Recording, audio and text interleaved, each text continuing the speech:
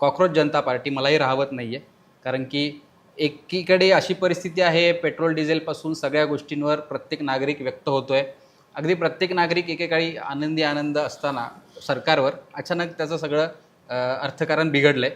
त्यात सरन्यायाधीश म्हणतात की बेरोजगार तरुण कॉकरोच आहेत. जसं तुम्ही म्हणताय भविष्यात बेरोजगारी अजून वाढली तर कॉकरोच अजून वाढू शकतात, जुरडं वाढू शकतात. सर काय वाटतं, गमतीने सगळं सुरू आहे, इंस्टाग्राम, सोशल मीडिया, सगळ्या गोष्टी, कोणी मच्छर जनता पार्टी काढते, काही काढतंय, पण यातलं जर सिरियसनेस जर कुठली एक महत्वाची गोष्ट बघितलं, तुम्ही काय म्हणून बघताय हे जुरडं जे आहेत त्याच्यावरून मी राजकीय? याच्याकडे गंभीर्याने बघतोय. म्हणजे मी तुच्छतावादाने किंवा हे काहीतरी बावळटपणा सुरू आहे फक्त असं बघत नाही. कारण याच्यातनं लोकांची ना असं काही असायला हवं याची गरज दिसतीये. म्हणजे अगदीच इतिहासात मागे जायचं तर आपच्या सुरुवातीच्या वेळेला अशीच भावना होती, काहीतरी व्हायला हवं. नंतर अण्णा हजारे आणि मग ते सगळं माती झाली, हा सगळा वेगळा मुद्दा.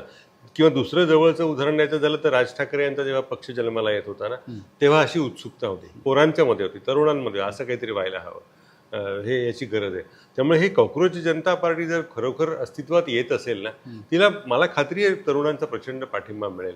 कार्ल मार्क्सचं एक खूप सुंदर वाक्य आहे. तो असं म्हणतो की जेव्हा सर्व काही त्यागायची किंवा सर्व काही मोल देऊन उभं राहायची वेळ येते ना, तेव्हा ज्याच्याकडे काही देण्यासारखं नाहीये ना, तोच उभा राहतो. बरोबर.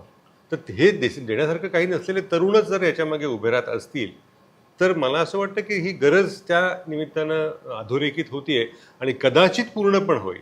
काय सांगा, विजयचं उदाहरण तर आहेच आत्ताचं तामिळनाडूमधलं. त्यामुळे कदाचित त्याचा परिणाम. आणि खरोखर लोकांना जाणवतंय ना की काहीतरी हवंय आणि ती पोकळी असते ना, ती कळत नाही आपल्याला, पण पटकन भरून येते. विजय कुठे क्षितिजावर पण नव्हतं, किंवा आम आदमी पक्ष सुद्धा क्षितिजावर नव्हता, किंवा आणीबाणीच्या काळामध्ये जो सत्ता बदल झाला तो कुठे वाटतही नव्हतं कोणाला.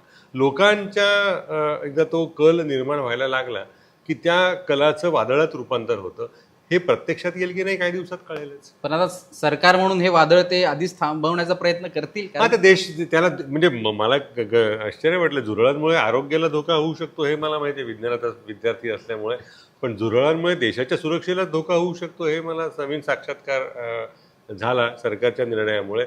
आणि त्याच्यामुळे त्याच्यावरती बंदी घाला, त्या झुरळांवरती, असा निर्णय झाला आहे असं म्हणतात. असं असेल तर मग असं केल्यामुळे या झुरळांचं महत्त्व अधोरेखित होईल. सरकार जेवढं या सगळ्या सरकारला वाटणाऱ्या, नागरिकांना वरकरणी वाटणाऱ्या गोष्टींना दाबण्याचा प्रयत्न करेल, तेवढं मोठ्या संख्येने झुरळांचे अधिक पैदास होईल. एक लक्षात घे, नागासाकी आणि हिरोशिमाला जेव्हा अणुबॉम्ब टाकले गेले तेव्हा सर्व चराचर जीवसृष्टी नष्ट झाली, टिकले फक्त झुरळ. झुरळांचं काही होऊ शकत नाही. त्यामुळे झुरळ आदिम, अनंत आणि चिरकाल राहणारी आहेत. त्यामुळे झुरळांकडे दुर्लक्ष करू नये एवढाच त्याचा अर्थ. नक्कीच. अगदी कॉकरोच जनता पार्टीच्या माध्यमातून जसं नेपाळ, बांगलादेशमध्ये जेनझी समोर आले होते, भारतातले मला वाटतं जेनझी तेवढे समजूतदार आहेत किंवा तेवढे सामंजस्य आहेत की ते अशा गोष्टीत एकदम तीव्रता जी असते ती दाखवणार नाहीत.